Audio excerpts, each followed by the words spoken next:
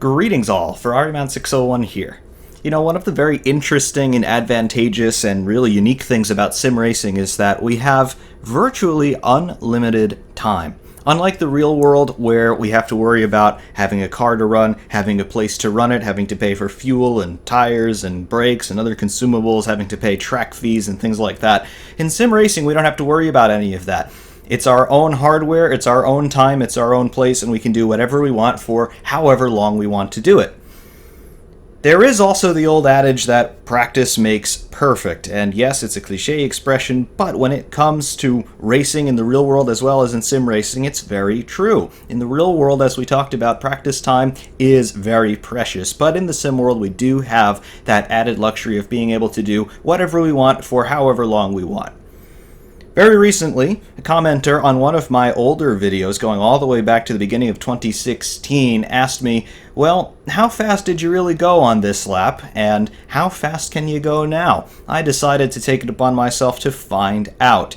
In the first video that you're going to see here, this is me in the Ferrari F2002 at Monza in Assetto Corsa, all the way back on the 28th of January in 2016. Now this is, of course, one of my older videos. It does not look nearly as good as my current content. It just represents the best of my capabilities at the time. But I'm going to show you this video in its entirety in the onboard section. There's also a trackside version of that, but doesn't really give us too much information. Unfortunately, back then I didn't have the telemetry apps running right in Assetto Corsa, so we don't have telemetry, but I just want to show you these two laps, which I even note in the description of that video. They were pretty much the fastest that I could have managed at the time, at that track, in that car, with my equipment and all that stuff. And then I want to talk about them.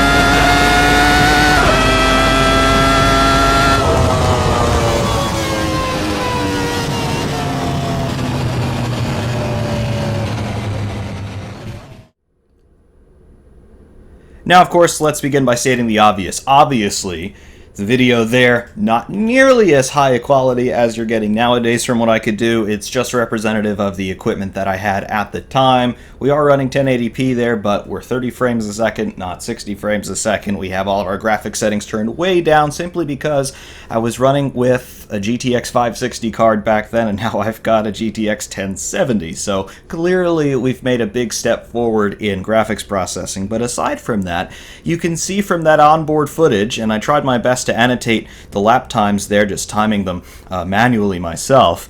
You can see from that onboard footage that we have a lot of very jerky, stop-starty inputs in the car. And I know that we don't have telemetry up, I know that we don't have the throttle and brake traces, but you can just see by what I'm doing with the steering that I am not entirely confident in what the car is doing. I'm not completely sure where it is on the road. I'm kind of second-guessing myself, turning into particularly the chicanes, the first and second chicanes there, beginning the lap at Monza.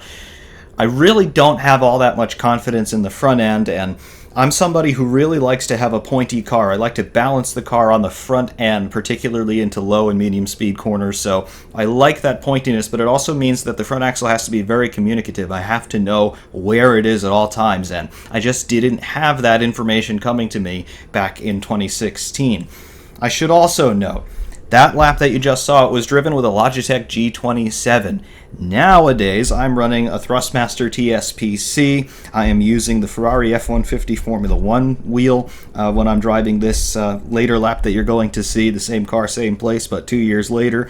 So my equipment has changed. Also, I have a different computer now than I did then, obviously with much advanced capability relative to what I was able to do 2.5 years ago. So there's a lot that has changed, but there's also a lot that hasn't changed. It's still Assetto Corsa. It is still the Ferrari F2002 by Kozdar. He's actually one of the VRC guys, but this car's been out for a long time. I've had a lot of practice in it, as I'm sure many of you have as well. It's a great car, still out there up on Race Department for free, still available for everyone.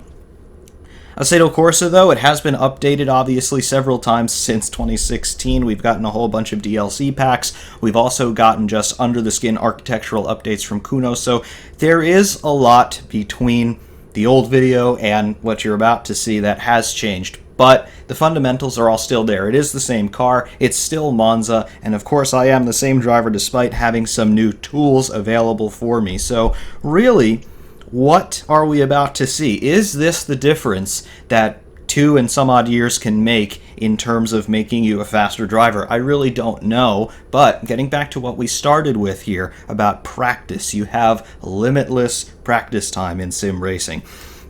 I honestly couldn't even give you a fair estimate of how many laps I've done at Monza over the years in many different games and later on many different PC sims. If I had to give you a rough conservative estimate, I have easily done over 2,000 laps around this place. I know this place extremely well. It's one of my favorite circuits. I first drove it all the way back in probably 2002 or so on Formula 1 2001 for the PlayStation 2, so I know this place extremely well. All of that certainly has an effect on the overall lap times that you're going to see, but at the same time, as we've mentioned, there are a lot of constants that are still true between then and now. So here's now what I'm able to do today in 2018. Same car, same track.